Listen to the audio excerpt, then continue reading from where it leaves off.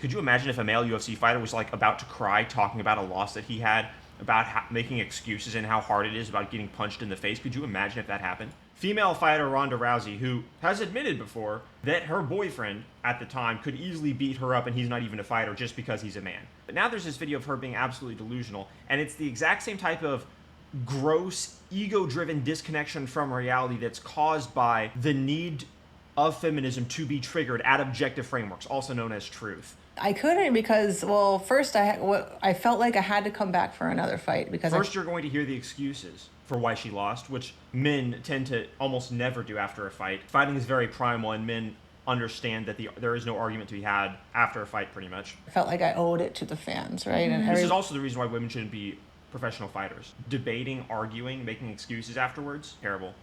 One that believed in me. Maybe I needed to give them an example of overcoming adversity, but it was to the point where the next fight, Fighting to overcome adversity. The first time I got touched, I was out on my feet. You know, and it was so hard because I'd never been faster, never been stronger, never had a better grasp. Why does it sound like she's also about to cry? Reality's oppressing me. Oh my God, I've been oppressed. Objective reality's oppression. The game, I'd never been so much better than everybody else. Mm-hmm. But you know, your brain doesn't callous. It doesn't heal back stronger after a break. It's just an inevitable decline, and I just couldn't keep fighting at a level anymore. I'd taken punishment and taking punishment until I couldn't take it anymore, and then when I got to the point okay, look, you're a fighter though. Why are you complaining about this? Again, this is so female-esque. Do not go into this profession if you're going to claim about getting hit in the face. Couldn't take it anymore. Then I was like vilified as like... See, they want to be treated the same as men, but then they want to harvest sympathy in an asymmetric way that men don't.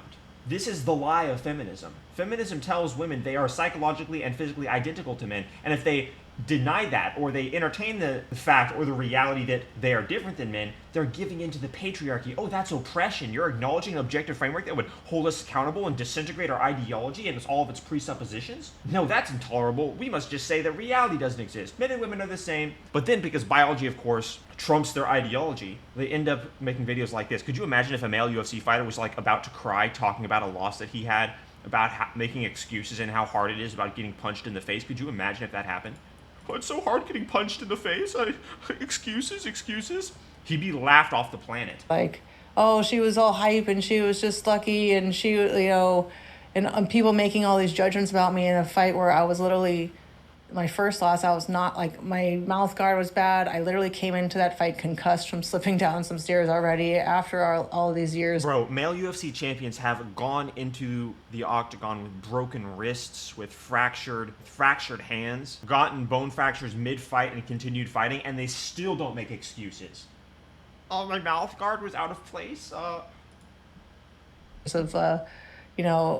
Concussions, and then I had absolutely terrible weight cut, which, you know, that means you have less fluid in your brain to protect it, and I was out of... The female psyche, so the person who tweeted this says 9 years of no personal growth maturity is wild.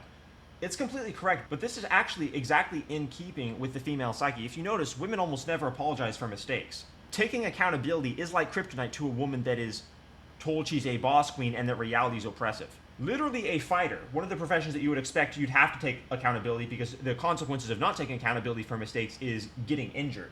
They still, even when those are the consequences, even when those are the stakes, they still don't take accountability. This is crazy.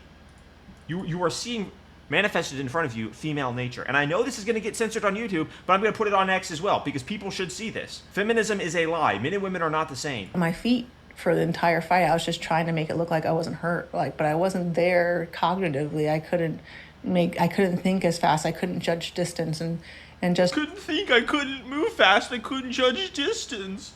Is this 2 minutes of nonstop excuses? From that one fight, everybody felt like, oh, she's a fraud. And then the admission that she can't handle negative criticism afterwards. So it's not even that she's making excuses. Oh my gosh, I'm being oppressed because afterwards I faced criticism and people were mocking me. Bro, every single athlete in any field has trash talk when they lose a game. Doesn't matter if it's the UFC, if it's the NFL, if it's basketball. Bro, after every single game of the NBA, pretty much, you see trending on Twitter a guy's name because he messed up a play. It happens constantly. Oh, but she can't handle it. It's too hard. I'm the greatest fighter that has ever lived, but when it got to a point where Do you hear how crazy that sounds after all those excuses? Do you even hear how that crazy? I mean, I'm not even going to pick her apart for the fact that she said greatest fighter of all time when she should have said greatest female fighter of all time, obviously, because the reality is most big men could still destroy her, much less a UFC fighter. Like the lowest ranked male UFC fighter would wipe the floor with her in one round. But no, she's the greatest fighter of all time. Is that what she said? And you could say that this is hyping yourself up. No, this is delusion. This is delusion. It's not hyping yourself up. This is delusion. When it comes after all those excuses, delusion.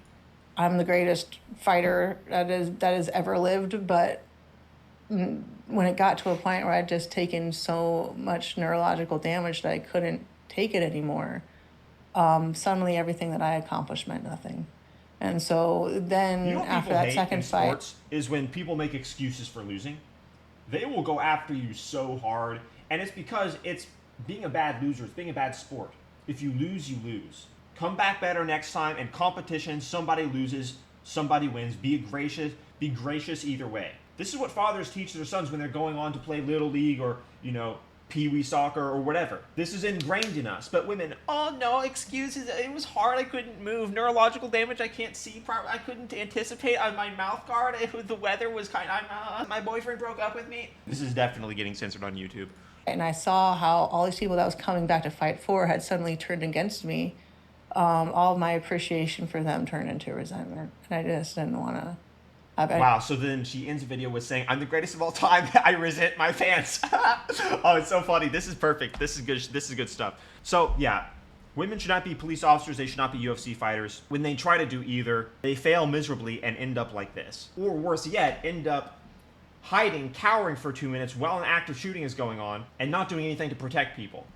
Guys, be sure to subscribe. I upload every single day. We're almost at 500 subscribers. Let's get there. Check out my shorts. They also get censored on YouTube. And follow me on X. Catch you guys in the next video.